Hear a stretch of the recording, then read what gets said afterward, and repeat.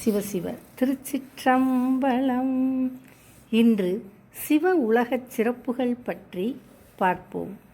1,000,000 ஞாயிறுகள் ஒன்றாகச் சேர்ந்து ஒளி பரப்பியது போல விளங்குகின்ற ரதங்கள் இத்தனை என்று எண்ணிச் சொல்ல முடியாத அளவு சிவபுரத்தில் அழகு பொருந்த நெருங்கி நிற்கும். அங்கு தங்கி இருப்போர் தாங்கள் விரும்பிய இன்ப வகைகள் யாவையும் பெற்று மகிழவும் வசதி உண்டு. தமக்கு ஒப்பு இல்லாத சிவபிரான் எழுந்தருளி இருக்கும் சிவ உலகின் செழுமையை அளவிட்டு சொல்ல யாராலும் முடியாது.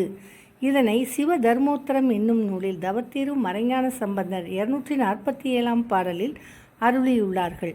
இனி பாடலை காண்போம்.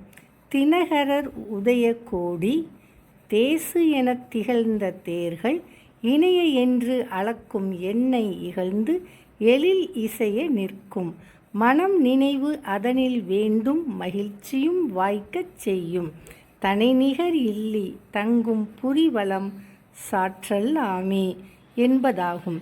இப்பாடலில் வரும் தினகரன் என்றால் கதிரவன் என்று பொருள், தேசு என்றால் ஒளி என்று பொருள், திகழ்ந்த என்றால் விளங்கிய என்று பொருள், இணைய என்றால் இவ்வளவு என்று பொருள், இகழ்ந்து என்றால் கடந்து, எழில் என்றால் அழகு என்று பொருள், இசைய என்றால் பொருந்த என்று பொருள், தனைநிகர் இல்லி என்றால் தனக்கு சமானம் இல்லாதவரான சிவன் என்று பொருள், புரி என்றால் சிவபுரி, வளம் என்றால் செழிப்பு, சாற்றலாமே என்றால் சொல்ல இயலுமா என்று பொருள். திருச்சிற்றம்பலம்.